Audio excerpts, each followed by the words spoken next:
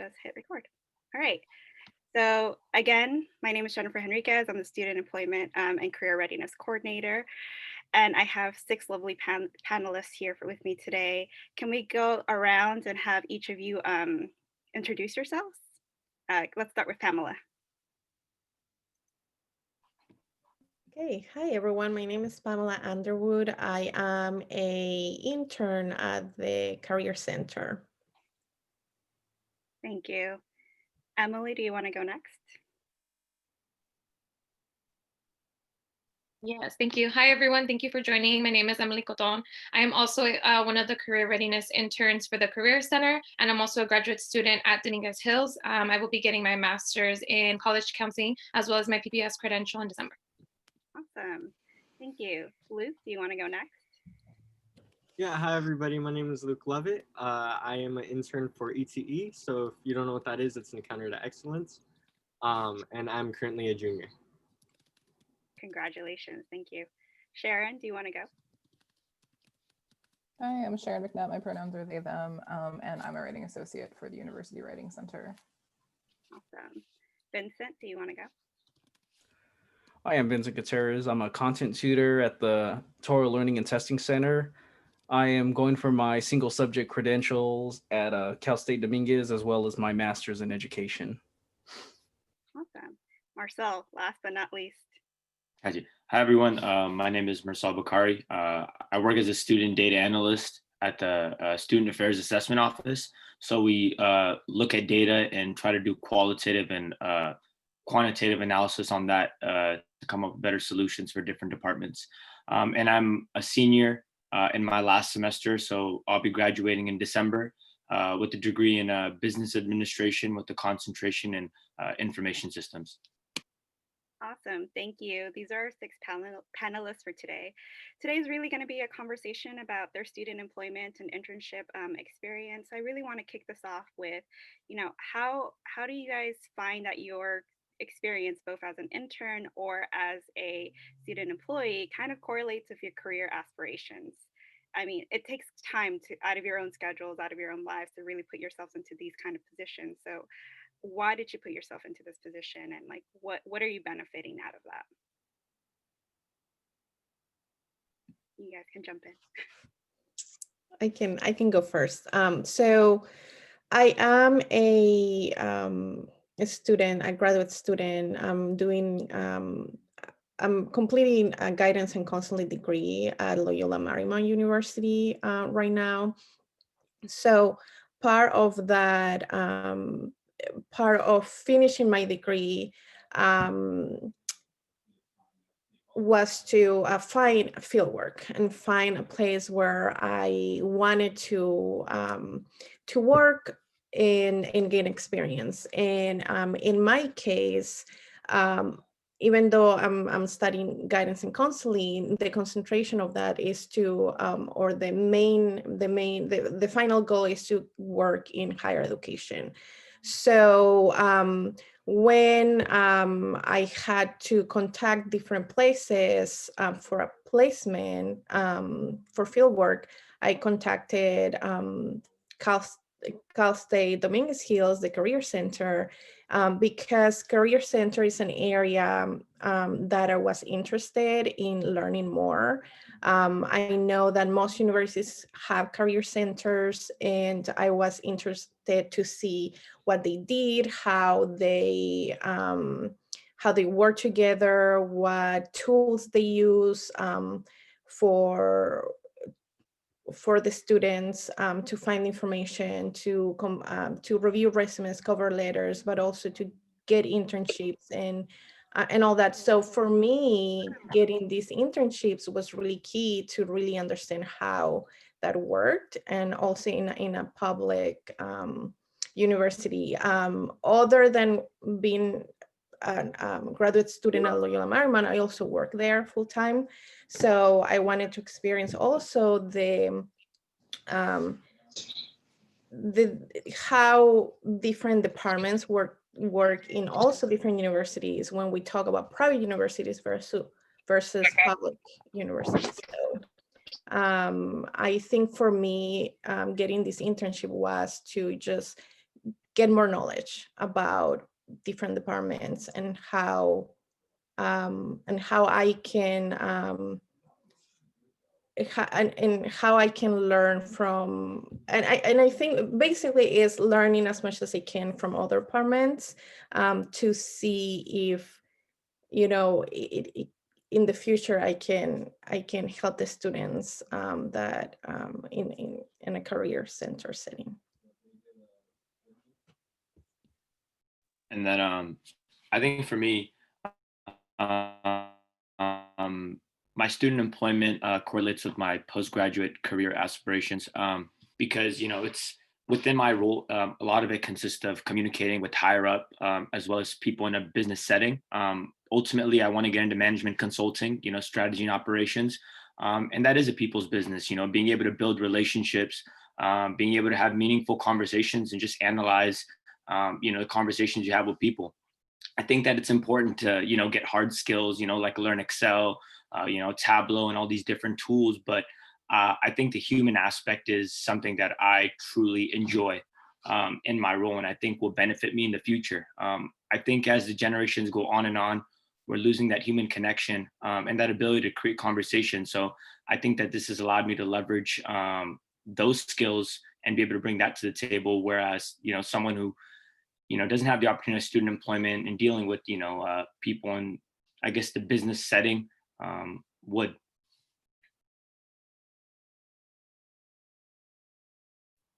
Thank you. I think that, you know, what I'm hearing from both of you is that you wanted to kind of go outside of your comfort zone and kind of work with different departments and gain sort of soft and hard skills from this, you know, and hearing more of that, you know, getting interaction with professionals in the field that will like add to your own networks, I think is another implicit benefit of working on a campus, right? And working at an internship. I'm curious, like Vincent, Emily, Luke, Sharon, like, do you feel similarly or do you feel differently to what Mursal and Pamela have said so far? I would say definitely similar to what both peers have just mentioned. I would say that as part of my program, I am required to find an internship place, but as part of the program, they encourage us to intern at different institutions that you would see yourself working in the future. So that takes into consideration the student population, the location, and even that specific center. And as a future counselor, one area that I would say that we definitely need to be familiar with is career counseling. And I would say that I had just like the basic foundational information, nothing too in depth. And career is something that I wanted to explore and grow. So when I found this opportunity to intern for the Career Center, I immediately, you know, jumped on board and applied. And through this internship, I have gained so much experience and knowledge on advising, you know, advising undergrads in, you know, their career goals and their aspirations. And I think it correlates with my future goal to work in higher education as an advisor. So, Yeah. So I perhaps have, like, at least on paper, the most unrelated job to my future career. I'm getting a master's in library and information sciences. I'm interested in being an academic librarian, probably doing some information literacy instruction, but also there's, you know, a lot of different components to that type of job. And writing associate is the term, but I'm essentially a writing tutor.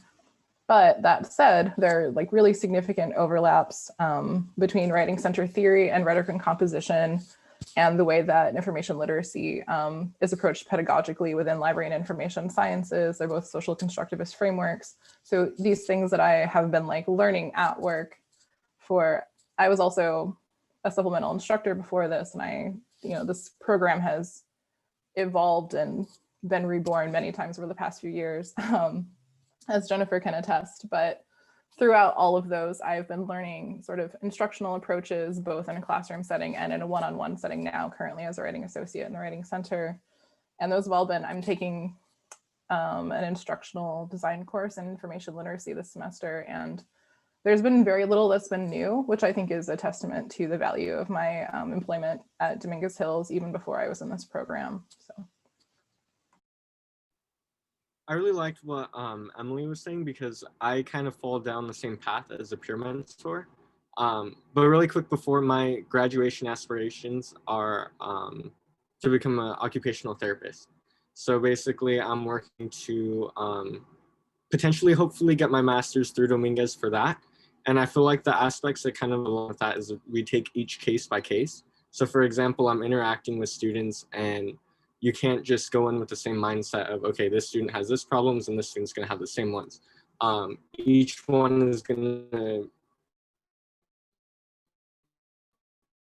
vary from situation to situation. And I feel like that kind of aligns with occupational therapists because each injury or each situation that my patient might come in with may be different from the next.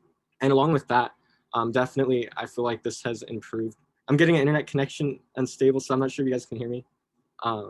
But okay. So along with taking each case by case, this has also opened me up to the opportunity of developing my communication skills and interacting with people with various backgrounds. And again, I feel like this kind of goes with that each case by case because each student is different, each person is different. And we're dealing with this social aspect of getting to know each person individually. And this is one thing that made me really step out of my comfort zone and go with this peer mentorship because I hear that a lot of people don't really agree with doctors because they don't get that social part of it where it's just you come in, you diagnose, and then you go. So I feel like this has really gone with my personal experience of having my own physical therapist for my shoulder and everything like that to further develop myself and push myself to be the best that I can in that position.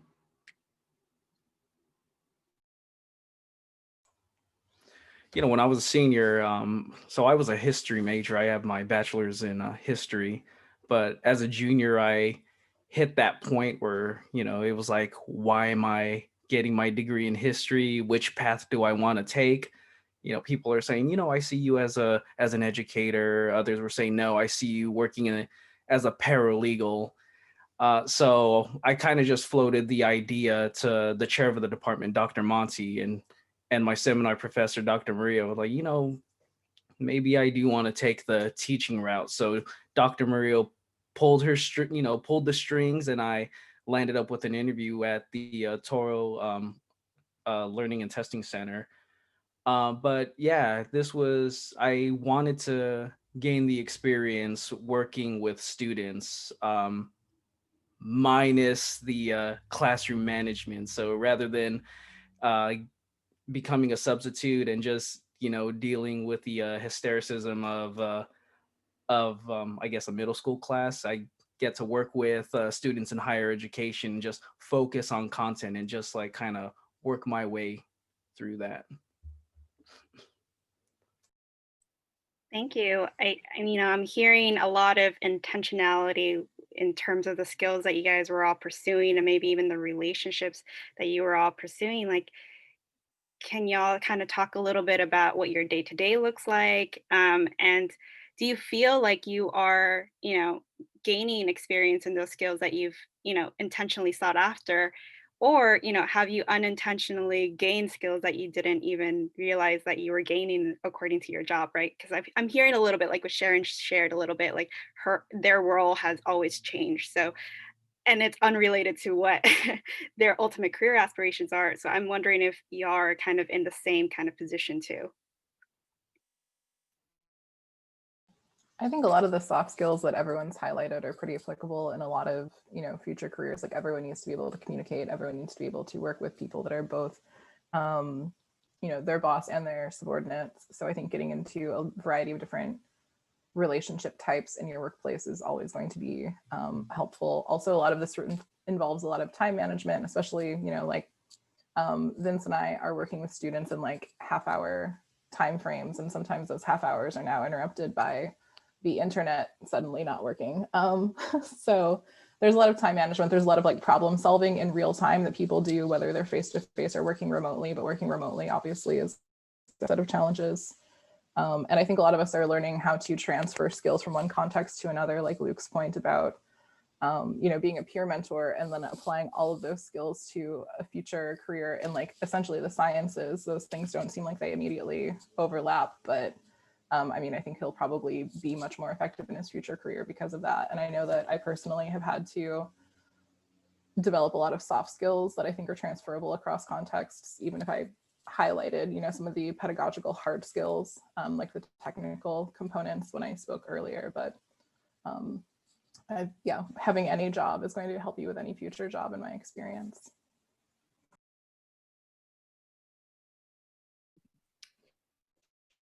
Yeah, I have to say that I definitely agree. I think that I see myself in this while I'm working this internship, I work 8 hours a week for the Career Center. And there are many skills that I'm using that I already had because I already work in higher education. But again, there's a learning curve of learning about the team. So who you're working with, who is who, what they do, also what tools they use. So for example, I had never used Handshake before. I have heard of it, but I never really used it even as a student. So now at the Career Center, now I'm at the back end, right? Using these tools, sending emails, creating newsletters. So you're always learning something, and it's not and for me it's very important that you're learning all these tools and how to do your work, but you're also working from you're learning from the people that work with you. For me, I learn by doing, and I learn by watching other people doing. So for example, watching my supervisor do a workshop, for me, that's very, very helpful because then I can see how she's talking to the students, what stories she's telling that are personal stories to relate to the content, how the students are. Maybe sometimes students have many questions, sometimes they don't. So for me, that is very, very helpful, and I can absorb that. But also for me as a master student is how do I also use those skills that I'm learning, that are new skills for me, to my current job and my internship, right? So as a guidance and counseling student, the LMU program is very focused, even though it's for higher education, it's very focused on mental health. It's very focused on listening, and to learn to listen to the other person that is in front of you.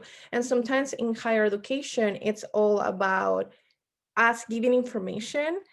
So I have to learn to do both, to balance both. It's about me giving the information that the students need, but also slow down, listen to what they're saying, what they're not saying.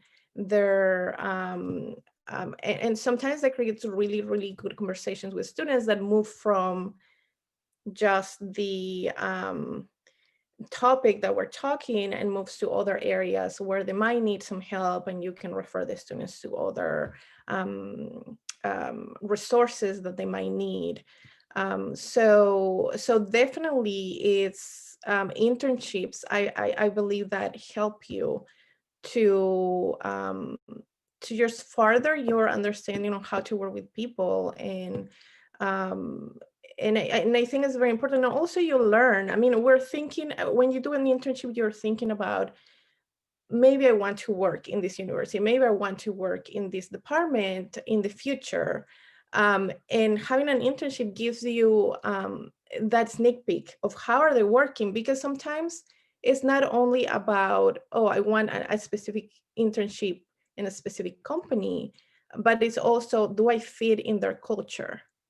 Are they, does it look like they're a good environment?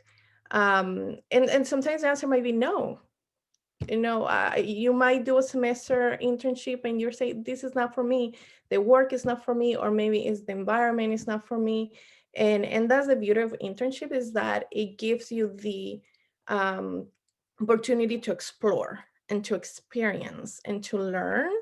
And from there, you can stop at one point and say, this was really good. I really want to continue to do this. Or no, you know what? It's not for me. Maybe I'll do something else.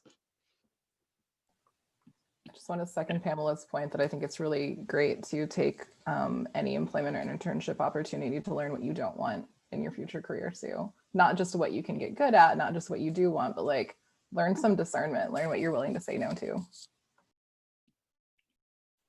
Yeah, and just to answer that question, what does day-to-day responsibilities look like? I think there might be this sort of gap in where students think that, you're just thrown in a position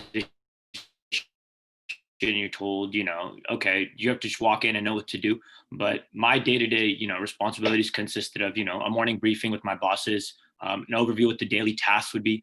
Sometimes I would attend meetings with different departments to address their issues and understand how their departments operate. When it comes to what skills have I used, whether it's hard skills or soft skills, I've used a lot of Excel, just a lot of analysis with Excel, whether that's creating pivot tables, whether that's just, finding keywords and common themes in the data and in the survey responses that we're getting from students and the faculty, interacting with the different departments and academic and student affairs. Within our department, our main goal of the year is to come up with the annual report. So the whole semester, all we're doing is just reaching out to different departments and getting responses from them, getting information from them, so we can create this annual report. So even though there are a lot of things that we're doing, a lot of Excel and a lot of PowerPoint, because when you're trying to sell a point, you have to present it, you have to come up with ways to persuade someone to understand that, hey, look, this is what I'm thinking and this is why I'm thinking it. So, I think it's things that we learn, in high school and college, but when you get to this level, you have to really learn how to apply it and how to sort of persuade people to, I guess, believe what you believe.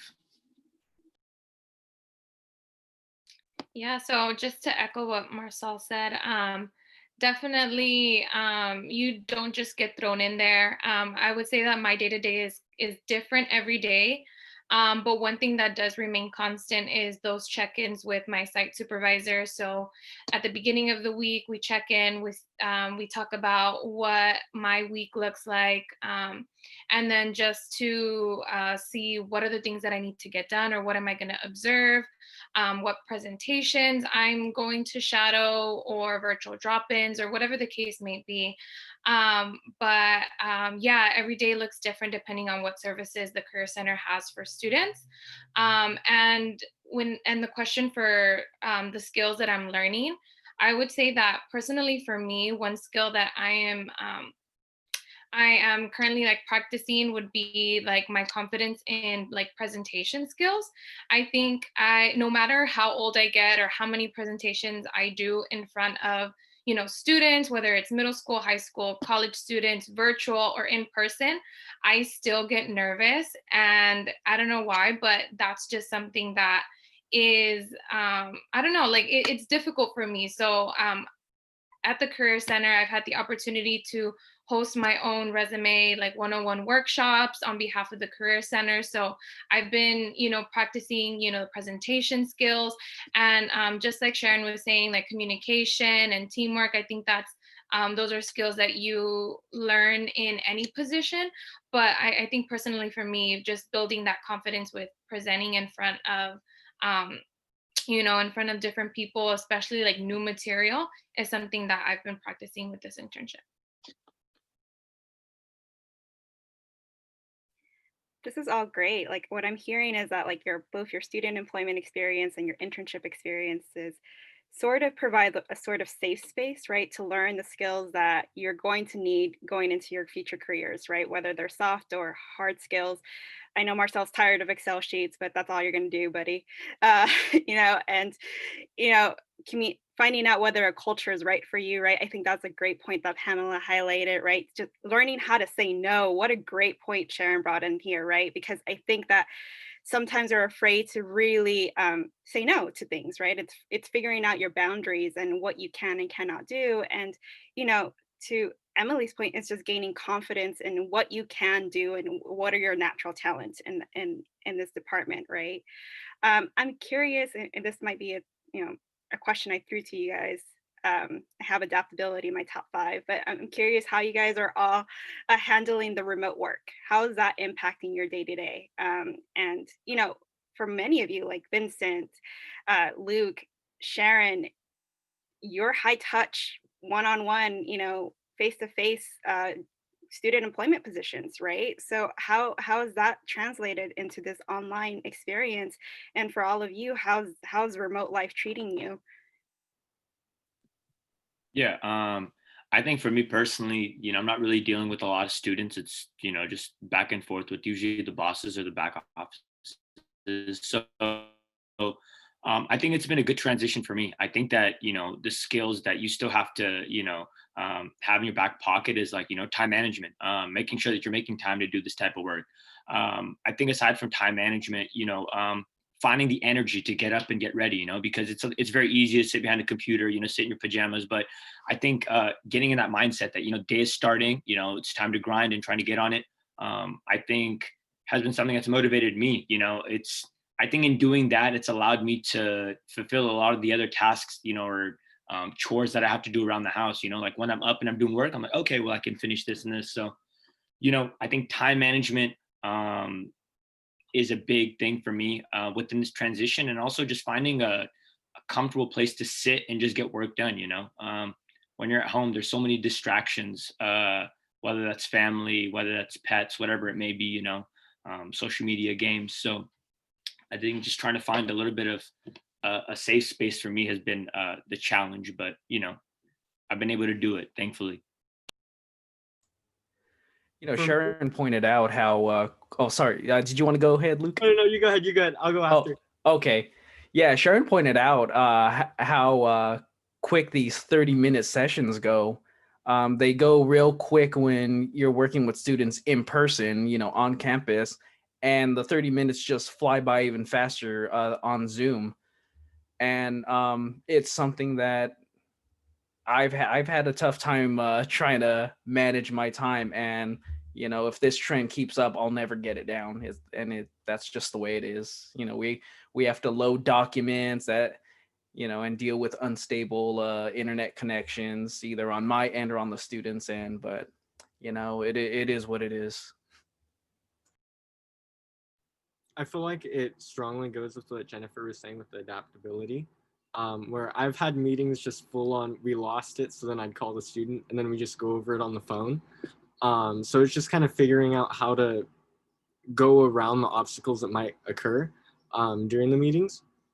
And I totally get you with the online, the meetings, they go so quick where it's like, okay, you can book to reschedule with me. And then definitely if anything pops up, feel free to text or email me, anything like that.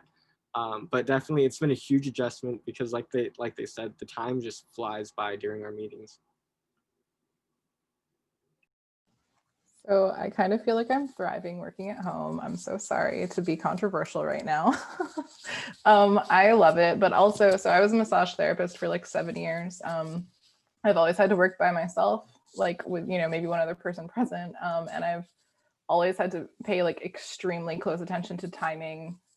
So there have been a few sessions where I really wish I had more time because students' internet has been disconnecting them, which is very frustrating. But overall, I feel like I've kind of just framed it as a game. Like, you have 25 minutes for this tutoring session. We have 5 minutes to make sure there are no more burning questions, that kind of thing. And then wrap it up and go on to the next thing. 'Cause again, in person, if I took 31 minutes for a session, the next student can see that I'm still talking to somebody and the receptionist can be like, oh, hey, Sharon will be right with you. Online, they're just at their house, like, where is this person? So that's not acceptable. So I have to, kind of be able to like jump from one session to the next really rapidly in a way that is really different from being in person. But yeah, treating it like a game, trying to remind myself like, okay, these are the hours I'm doing these things. And the Writing Center also introduced asynchronous tutoring as e-tutoring since we've been, dealing with the pandemic. And so it's very easy to get lost in someone's paper when they're not there and you aren't looking at the clock the same way, it was still a 30-minute session, right? So like setting a timer it's a conversation I've been having with a lot of my coworkers, especially at the end of the semester. Everyone's turning in their 18-page papers right now, trying to get feedback.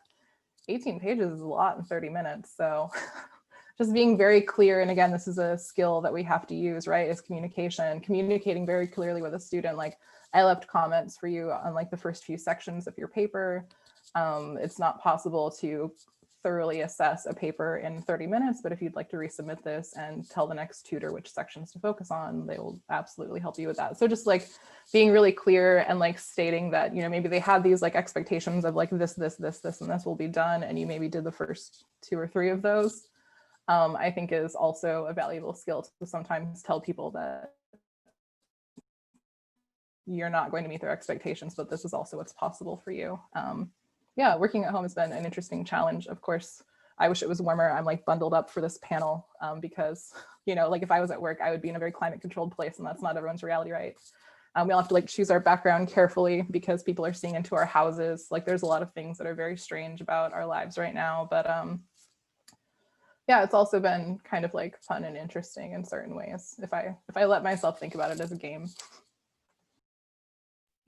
Yeah, I have to say I have mixed feelings. I'm very lucky to have not many distractions at home. So so in that sense has been really good. Um, do I prefer online versus in person? I would say no. I do prefer talking to students one-on-one. I think it's much better to see their faces and to talk to them, to sit down in front of them. So I do miss that. But overall, I think my experience online has been okay. I mean, for me, actually, the problem has been time management in the sense that um, I have the tendency to be a workaholic. So being at home and with my computer and doing, you know, working full time in one place, doing internship in another place, taking my last classes or whatever it is that I'm doing this semester to finish my master's. I feel that I'm like 12 hours in my computer every day. And I have to remind myself to take breaks, to eat lunch, maybe away from my computer. And I have to admit I'm not good at doing that. So I have to remind myself to do that. And of course, even when I'm done with my computer, I kind of grab my phone and I'm taking personal stuff with my phone. So it's being on a screen, in front of a screen, whether it's your computer, iPad, or phone, for a long time, and I don't necessarily like that. So I do need to remind myself during the weekend, so maybe walk my dog or do things that do not include sitting in a computer. I think that's the biggest challenge for me. But other than that, I feel that I'm more worried about the students and how hard it is for some students. We all come from different backgrounds and we all have different things going on. And I think overall, I worry that, there's too many things going on. It impacts your mental health so much that that I'm hoping some students are taking care of themselves. But we all have to remind ourselves of taking care of our mental health in this environment, I think.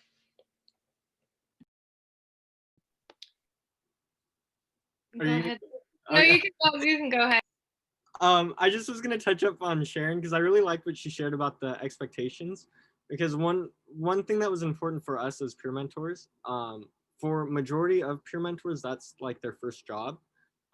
So for us, they made it really clear that it's okay that we didn't know the answers, but we were going to go the necessary steps to figure out and go to the different resources and take our time to make sure that we know it for the next time, And one thing that I also want to touch up on, Pamela, is that I do feel like it was really key in person when we would meet with our students, because sometimes if they didn't know where something was or they wanted to talk to someone directly, I could just walk them over to the department and introduce them and hand them off and everything like that. Whereas here, it's kind of like, oh, I could give you their email and I could give you the phone number, and it's kind of more so on them. Whereas before, I feel like we could help guide them better. Whereas now I feel like a lot of it's more so on the students, which I feel like it could be really stressful, especially if they are more on the shy side. So that is one thing that I do kind of miss or wish that we could have that chance to do with the current students. Yeah, I would definitely agree with Pamela and Luke, in which I think the biggest challenge is before we moved into quarantine and we were in that like cubicle city in the third floor of the library. Drop-ins for the career center, they were always, busy, always with students, back to back, like 15 minutes. And it was just always like student interaction, like all the time. And I would say like the biggest challenge now is getting students to stop by at the career center and, come to those virtual drop-ins and find that support and assistance through the career center. So as an intern, I think that it's difficult for me to observe and get that experience when students aren't coming to these sessions. And I think it goes back to what Pamela was saying with students are also having a hard time right now, and we don't know what they're experiencing, and they could be going through things at home. So it's just a very difficult time. But I think one way that I try to combat that is by being flexible and of course adaptable, and trying to take on different I would say projects, and just try to shadow as much as I can. And I know earlier we were mentioning how like it's okay to say no, but I think it's also okay to say yes if you are willing and able to. I think that's one thing that I've done throughout my time at the Career Center is whenever there's, a workshop on a day that I'm not there or those aren't my designated hours, if I can find time in my schedule, I'll say yes, like I'll be there, I'm going to observe and I'm going to shadow, because I may be lacking some exposure and some experience in one area, but I can also make it up somewhere else. So yeah.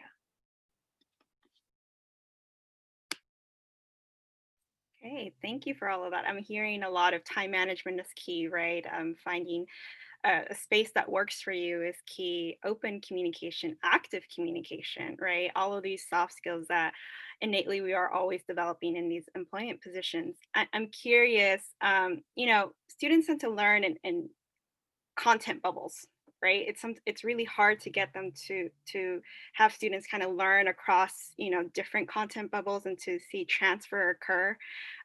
How I'm curious about your own learning experiences in terms of like how has your major prepared you for the positions that you hold, and alternatively, like how have your positions like helped you in your coursework?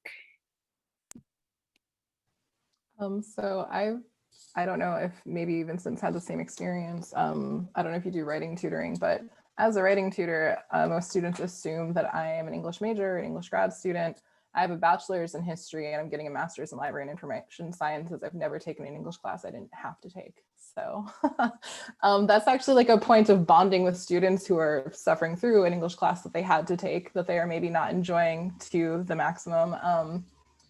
And I can kind of talk to them about the importance of writing, like across, like there's a department called this, but writing across the curriculum is important. And like being able to write in different contexts is really communication, which is the thing we're talking about here. So I fairly recently had a marketing student who was in an English class and was just so frustrated by it. And I was like, well, you're gonna have to convince people of things for the rest of your life if you're doing marketing. And she was like, well, yeah, that's true. So then we had this whole conversation about her career and then managed to tie it back to you really do have to choose a topic for your essay though. So I feel like that kind of orientation of oh yeah, I'm not an English major either, has been really helpful for me just in establishing rapport with students. That can be useful, but also kind of understanding people aren't English majors, and understanding people's context, where they're coming from. But then conversely, learning about rhetoric and composition through my job as a writing associate, and prior to that as a supplemental instructor, I think it's really a way of thinking rather than just how to write. It's a way of like thinking about other people's communication. It's a way of thinking about like any communicative act that you come across, whether that's a conversation you're having or something that you're reading or a website that you're looking at, and kind of having ways to analyze and assess those in ways that are useful. And I think that that's been really helpful for me in writing in new genres. In my master's program, I had to write a report for a client about an information architecture design. And it doesn't matter if you don't know what that means, but like having to write in this entirely new genre that I'd never written in before, I had sort of these skills that I had like learned in my student employment position that were really helpful for me in kind of piecing together what are the things that I need to do to create a document of this type. And that's come up a few different times for me. And also, again, the connections I made between like the type of instruction that librarians do and the type of instruction that happens in rhetoric and composition, like those have so much overlap that it's been really helpful to like kind of feed back and forth and how I approach both school and my job at the same time. And just to jump in, I think that, so the question was, how is your major or degree prepared for your student employment or position? I think going to a school like Dominguez Hills has opened my eyes and making me realize that I'm picking up the same skills that I'd pick up at, I think, mostly any other university, whether that's another Cal State or a UC. We learn the same fundamentals. Thankfully, through the business department, professors have allowed me to practice and master programs, like I mentioned multiple times, like Excel, Microsoft Project, and different data tools, and use those in my workplace. So I think that it's important not only to gain opportunity in internships and experience, but it's also important to dedicate that same effort into your schoolwork, because the stuff directly translates, because typically, unless there's certain cases, if you're looking for an internship or you're looking for an opportunity, it's going to be something geared towards where you want to be, right? You're trying to work up this ladder and get to those next steps. So most of the time, depending on what major you are, you're going to learn those hard and soft skills that you can transfer into any position that you want. And so I think that being an information systems major, it's also, like Sharon said, create that conversation. I think that there's this stigma behind, being like a computer major, or like being an IS major, like unapproachable, nerdy, that people have this sort of perception. I feel like breaking those barriers, it's allowed me to create conversations with people where people are like, oh, you're majoring in information systems. Like, okay, but you can create a conversation and these type of things. So I think it's allowed me to open up conversations with people higher up, or even other students that, I've had the opportunity of working with and talking to.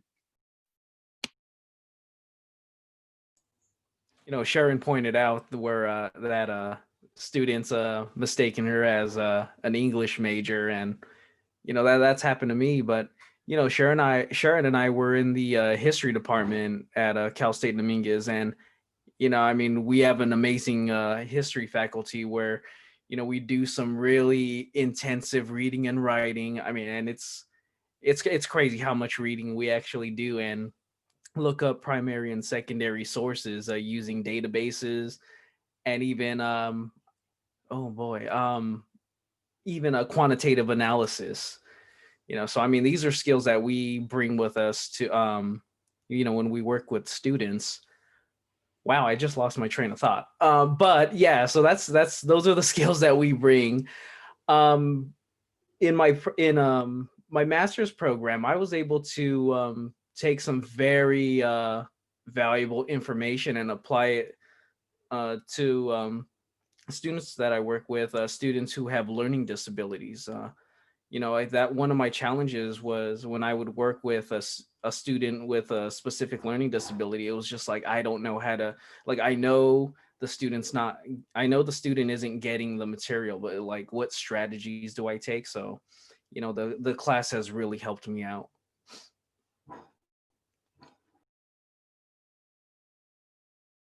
So I'm kind of hearing, oh, Luke, you want to go? You can go first. No, go for it. Okay.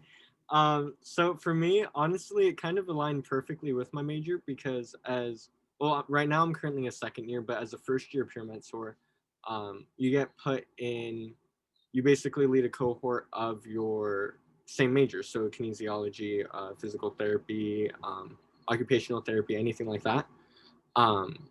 So it kind of fell down perfectly where I'm sharing the knowledge that I've had with the classes and everything like that and passing that on to my students, along with the GEs. But I feel like once you meet with, once I met with my students the first time, they already had the basic understanding of the GEs and everything. And they were more so like excited or thinking about the major classes and all that.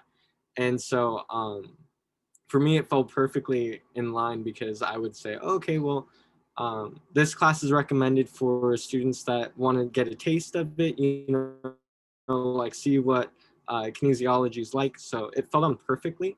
And honestly, it helped me relate to them because they saw that I was a student too, and that I was going through the same exact classes and the same exact path and route that they were going. Even if it was a little bit different for kinesiology, a lot of the classes are the same. But it helped me establish and connect with my students a lot better since they saw that, okay, he's currently a student. He's experiencing the same thing. He's going through this professor. He's having to take this class. And so, yeah, it fell perfectly in line for me. As far as my second year, ETE does work where they kind of switch it up. So then I got paired with biology majors. And this was a whole new realm for me. Even though some classes might be a little similar, it was a whole new realm where it's getting into the chemistry and the bios and all that, and the double counting classes, which I haven't really had to deal with for my major. So that was a whole new aspect where I just spent connecting with my ETE advisor and going to the department, well, not going to the department, but looking and doing research into the department and providing the information that I found from there to my students. Thank you. Emily, you want to go? Oh, yeah, thank you. So yeah, I would say that my counseling program at Dominguez has definitely prepared me for this internship. I mean, specifically, we have a course called career counseling. So we know, the foundations of, theories and different experiences that the students will bring, and so on and so forth, and as well as assessment. So I think going into this position, I had just basic knowledge, but it also my program also allowed me to also think of like different questions that I wanted to ask since I was already in the department. Also, other areas that I would want to explore. So I think it prepared me to have just basic knowledge, and coming into this position, it just allowed me to grow that knowledge into putting it into practice and working with students, and also just delivering the services that the Career Center has. Thank you. I'm hearing a lot of just the skills are not just learned in just one bubble, but they seem to, they're related. They cross bubbles, right? And so and what I'm hearing is that y'all are experiencing certain skills in your courses, but you're able to apply them to your student employment and internship positions, and vice versa, right? You're able to take what you're learning out of these work positions into your courses, and it's almost as if you're kind of manifesting into like this kind of fuller better sensed individual in terms of your professional development, right? I'm curious, I know we're kind of heading into the hour here. I'm curious, what are some positive takeaways that you want to share with the group here that you've had in your experiences? So I think that for me, I've been thinking throughout this conversation, I've been thinking about a few things that Sharon said, and it kind of relates to the question. But what I want to say is that it's very important for everyone to know that things are not always linear. So there are certain people, yes, I have a sister, she wanted to be a lawyer all her life and she did it, and she been working on that for many years. And that's great. but sometimes things do not work like that, and that is okay too. And I think that as an undergraduate, I had a BA in art history, which I enjoyed. I had to tell different languages, culture. Then my current job is related to international education, which it's linked, but it's related. And I went to counseling because I really wanted to continue to work in higher education and to have more tools, additional tools to work with students one-on-one, and to really learn how to talk to them, learn how to listen, learn how to guide them. And that's why I did my counseling. But when you stop and you say, oh yes, I did a BA in art history and then a master's in counseling, some people say like, whoa, you know, it's not linear, it's not related. But then yes, you can relate to all of that in the work that you do.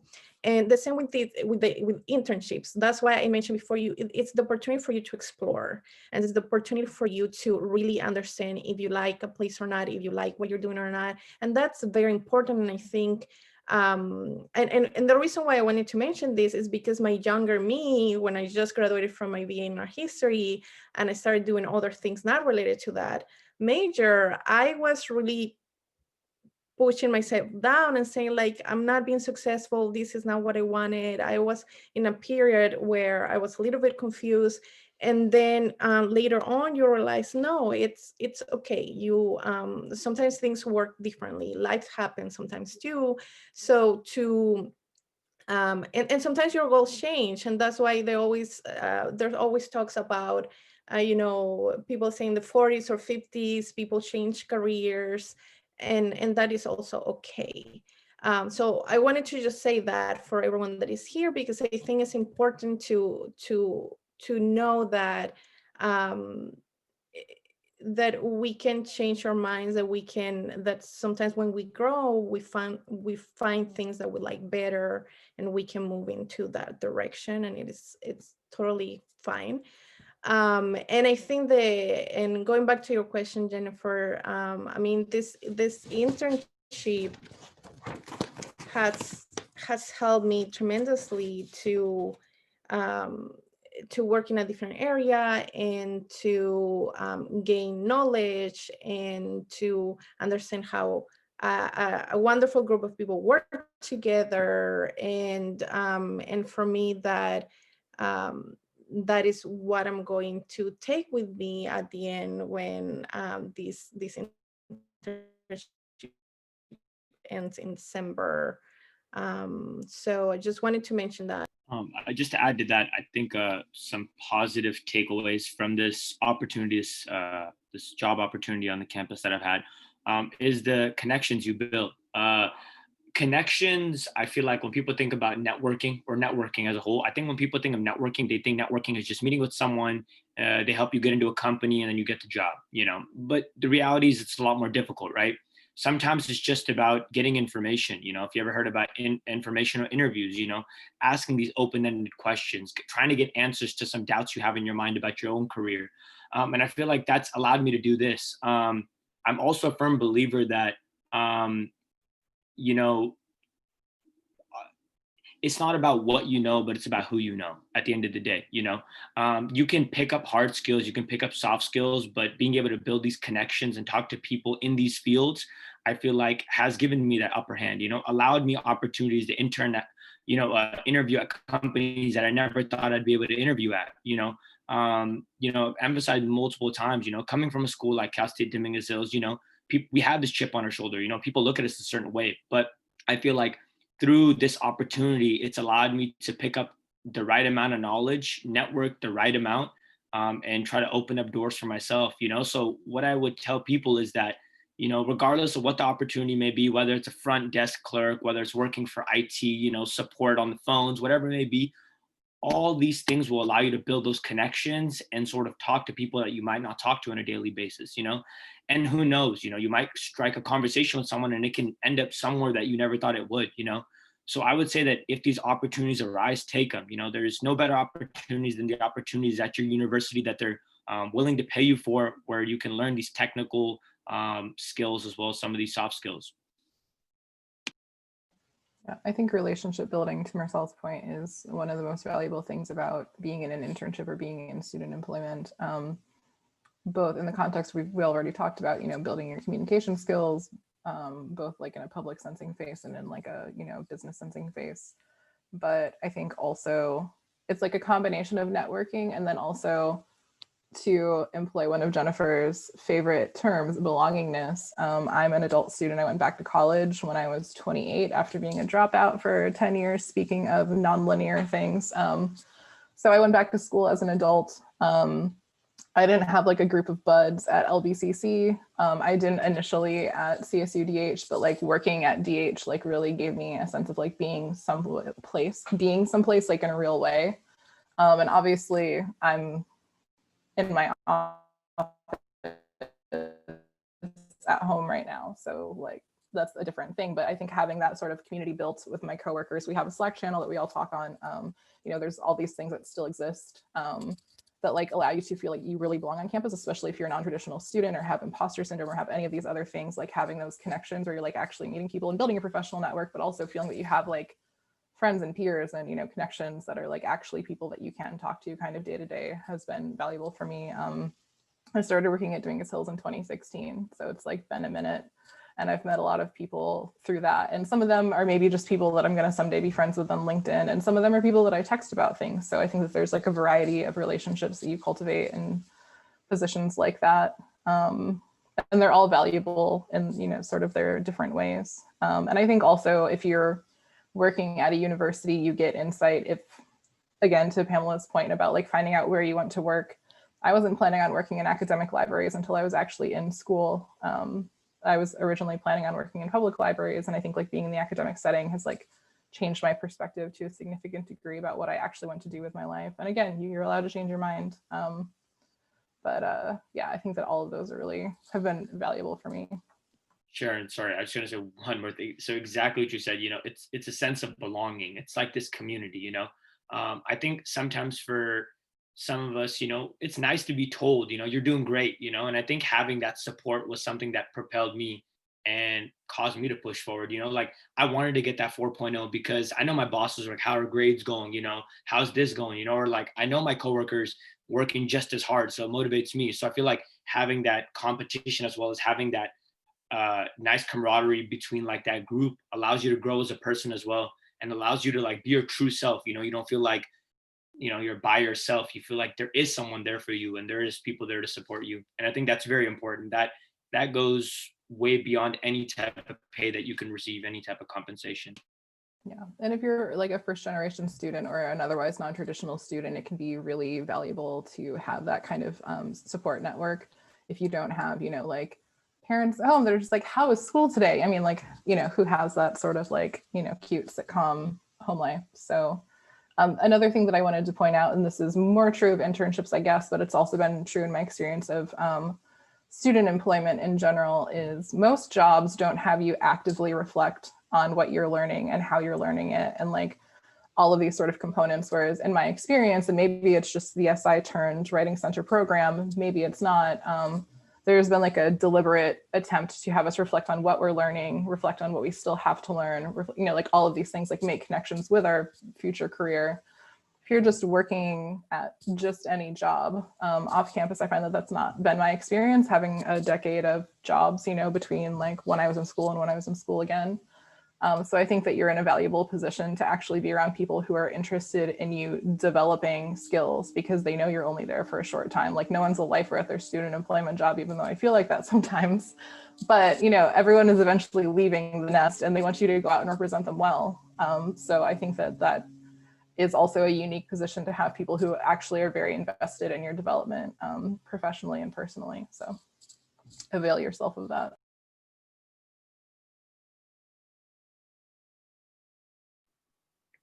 One thing that I felt like kind of connected with what Mursal was saying and Sharon was, I feel like one thing that I hold key to me is iron sharpens iron. So I'm around other people that are wanting me to strive and be the best, and I'm wanting my coworkers or anybody else to strive and do their best. So I feel like that's one thing that I've really felt and seen in this environment where my advisors are checking up. Hey, how's this class going? If they see me stressed out about classes, or maybe you should take an hour off and more so work on homework, you know? So I feel like that's one thing that I really appreciate because it shows that they care and they truly want the best for me. Along with that, one of my personal favorite things was doing the Pearson strengths test. So I really liked seeing what my strengths were, along with knowing that, you know, your strengths might change throughout the years. But like, for example, mine was restorative, achiever, focus, belief, and connectedness. And one of my favorite things was actually going with my advisor and talking about this and just trying to improve myself and be a better person. So that I can go out and, you know, affect other people in a positive manner. So I feel like that was one of my personal favorite things, was getting to know myself more, along with the support and foundation that this internship has provided for me.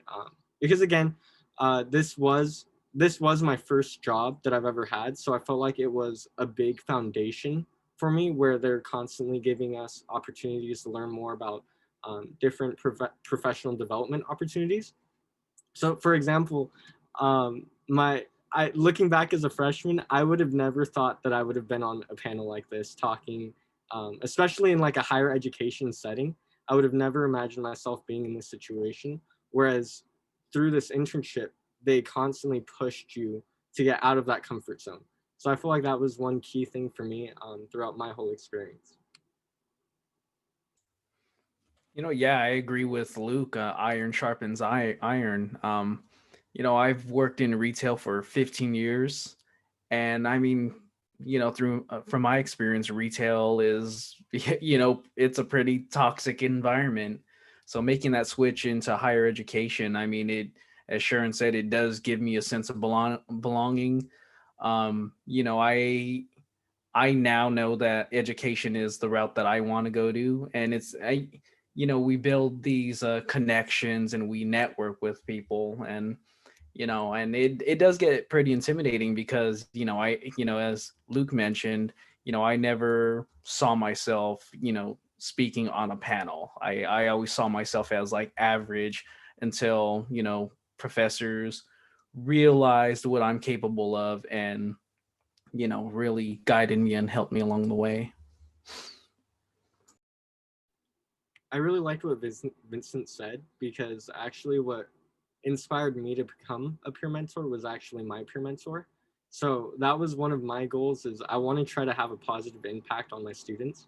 And I want them to they don't necessarily have to like apply to be a peer mentor, but look back and say, I'm grateful for having him during that time.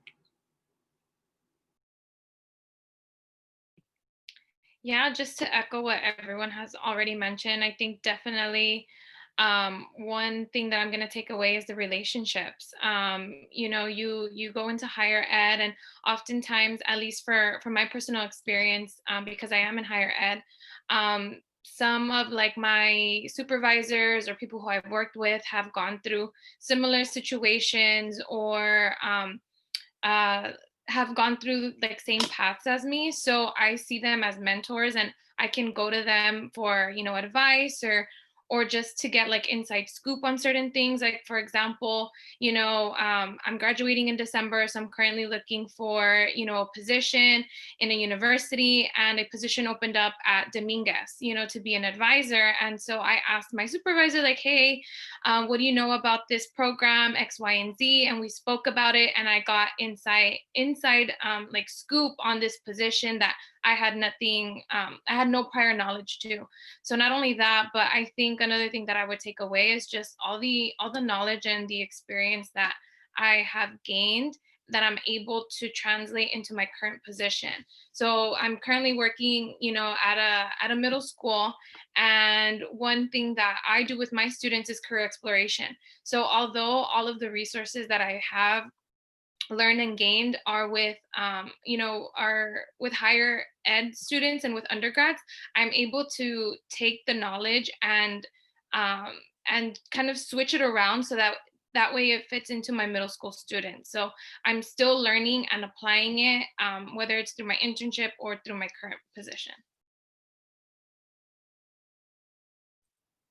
I'm hearing a lot of great experiences. I especially love the callbacks to like how, experience isn't linear, right? You get to where you need to get where when it's time to get there, right? Um, I know we're at the hour, but is there just one piece of advice that you want to give out to our audience here?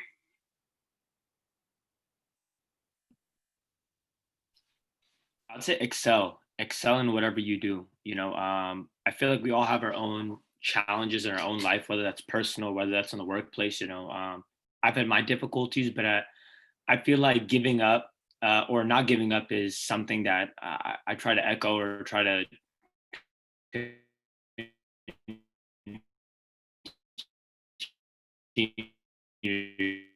do every single day. People may say there is someone willing to give us a shot out there. You just have to reach out for it. I think what happens often is like, we get stuck complaining, I wish life was like this, I wish life was like that. But instead of complaining, if we put that same energy towards actually putting an effort, following up with people, having meetings with people, talking to people in these industries, I feel like we would see a positive shift.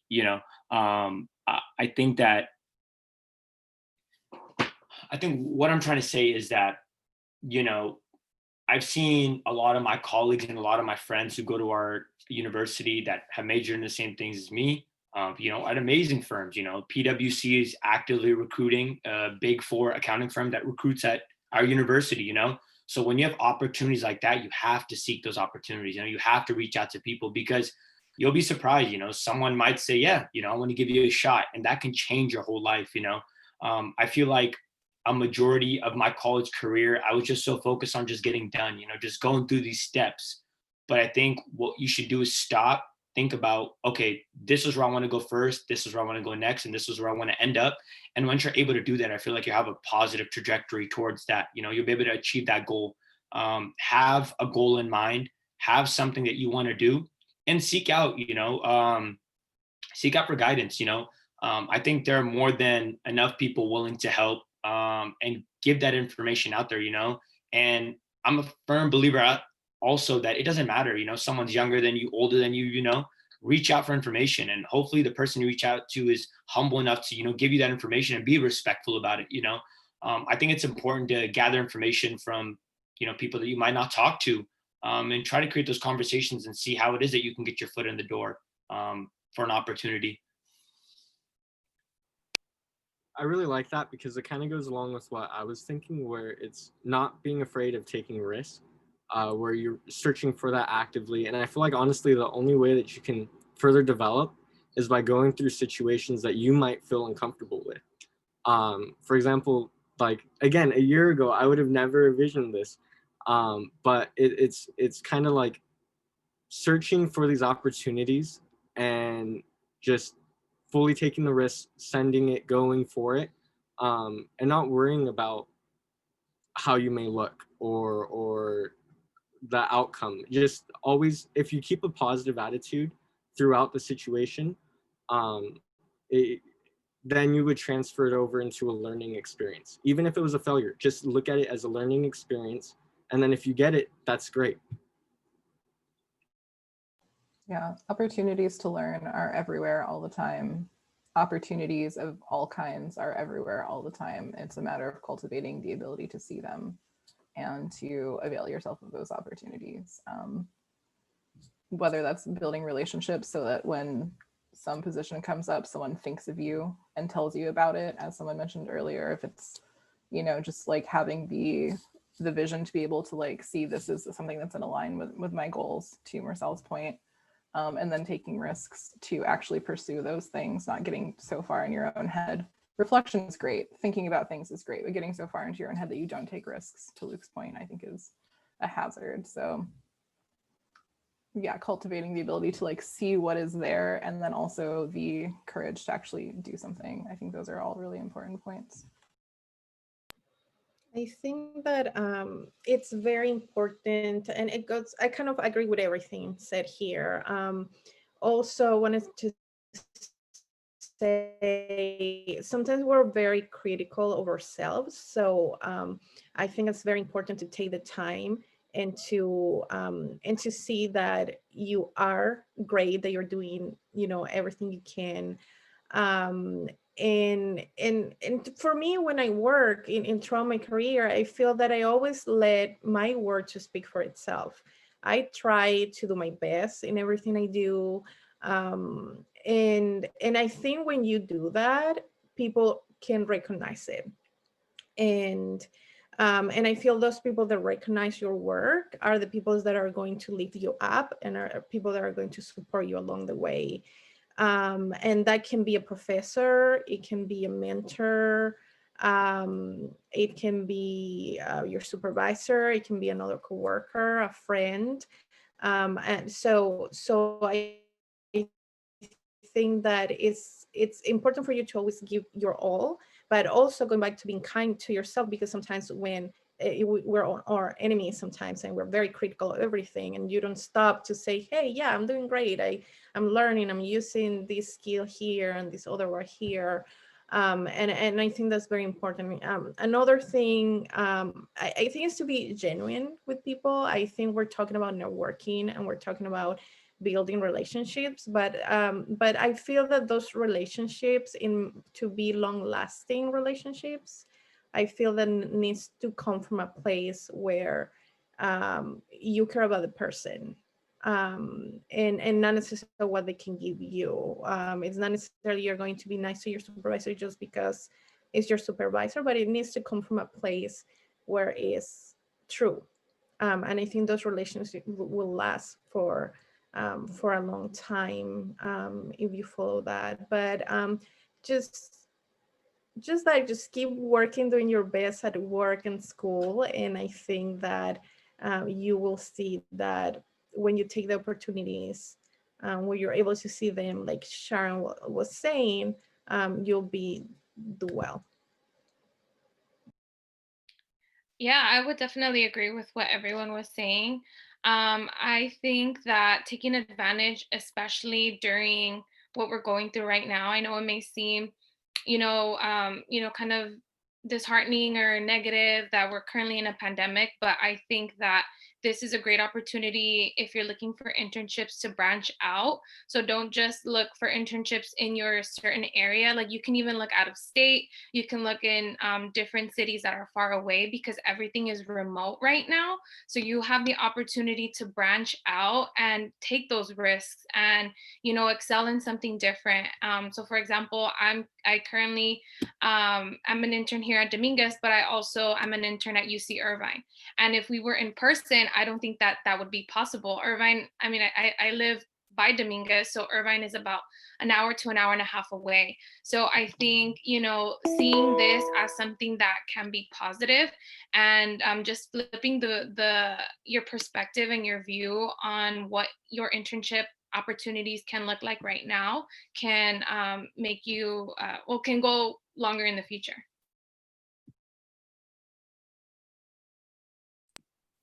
I'm so sorry to jump back in. I'd have to add in because Pamela said being genuine. I think that when she said that, it really reminded me.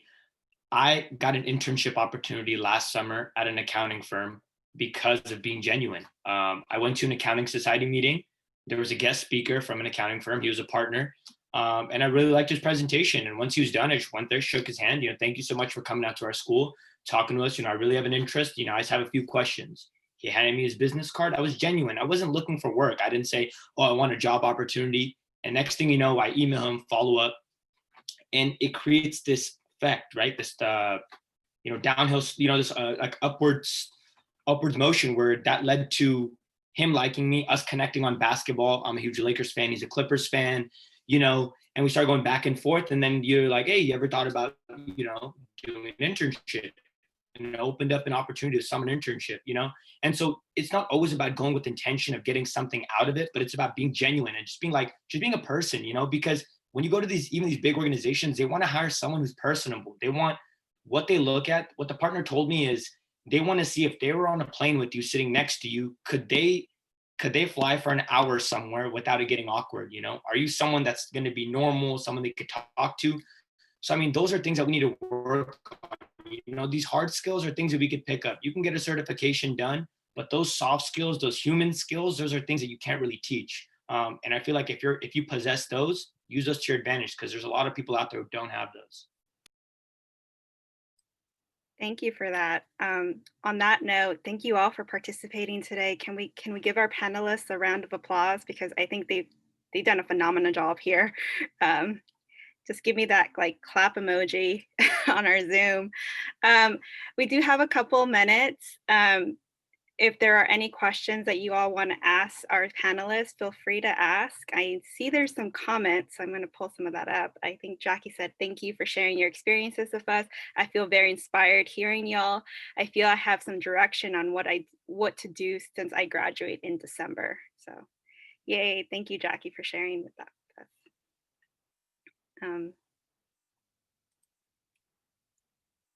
Feel free to unmute yourself if you have a question. Any advice on how to ask for an internship, if that makes sense? You know, like if you like a person, you like the company, but the position isn't available, do you think it's right to ask for, like, to be like the pushy? Yeah, so I think it's about being intentional. It's about sort of seeing, you know, like where you are right now and where you need to end up. Now, if you're in a hurry to get a job, sometimes you can't wait around, but what happens often is, like, you know, there's a recruiting season for companies. So what they do is they'll, you know, let's say 1 month you see an opening and then it's gone. And then you're like, oh, I really like that position. I think what's important to do is create the conversation with someone at the company, maybe within the department, maybe not, and just let them know, you know, I've had an interest in this position. I saw that it was open earlier. Do you know if it's something I can open up later? And maybe that can start a conversation with that employee in HR, and maybe they'll get back to you, you know. I think it's not so much about directly getting an answer, because I feel like if you intentionally go in there like, I want an internship, like it's very hard, you know, because little people have that control, you know. It's more so about like just creating those conversations and letting it flow and seeing it where it ends up. But, you know, saying like, oh, this is where I'm currently at. You know, for example, I'm a current college student. I'm going to be graduating in December. I do want to get an internship under my belt before I graduate. Do you know if you guys have any opportunities coming up or in the near future? And, you know, I've had it where maybe they didn't have an opportunity at their company, but somebody's like, oh, wait, I do know someone at this organization. Let me reach out to them. So, you know, it creates this like web where like there's different parts, and they reach out to their colleagues and things like that. Yeah, I think you can always submit a letter of interest. And then also something I've noticed, at least with the internship database for my program, is that often the listings are not updated. So just boldly assume that maybe there is an internship available if you're encountering that kind of thing where you're like, well, this is clearly the wrong semester. Worst case scenario, you don't get that internship, but it's worth giving it a shot. Yeah, I was going to mention that actually the internship that I have now with Cal State Dominguez Hills was that's basically how I got the internship. I was looking for field work, and at Loyola Marymount University, they do give you a listing of all the approved schools, and Dominguez Hills was under that. I contacted actually the director. I sent an email introducing myself, letting them know who I was, what I wanted, and just asked if they had an internship opportunity, to let me know. And it was many months before I heard actually from the director. I was very surprised right away, but it took a while to finally have. From the time I sent email, it was a few months after I went to an interview and I went through the process for the position. But to me, it was a very good sign when I got a reply right away. And what I mean that is that sometimes when you, for me, in my experience, even if you receive a reply from someone and they tell you, no, we don't have anything right now, then to me, that tells me a lot about the company, because many companies might just ignore the email and then never reply to you. And that might happen, and that it's okay. It happens sometimes. But when you have those companies that they even if they don't have an internship, they send you a message, even though it's a short message. To me, that says something really good about that person and that company as well.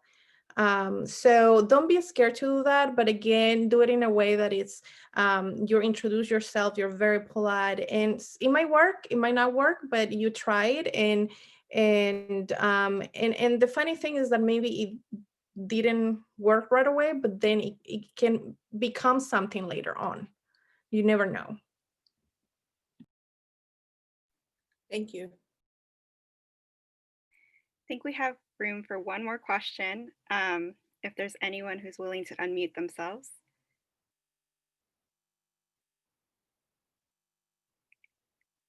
Okay.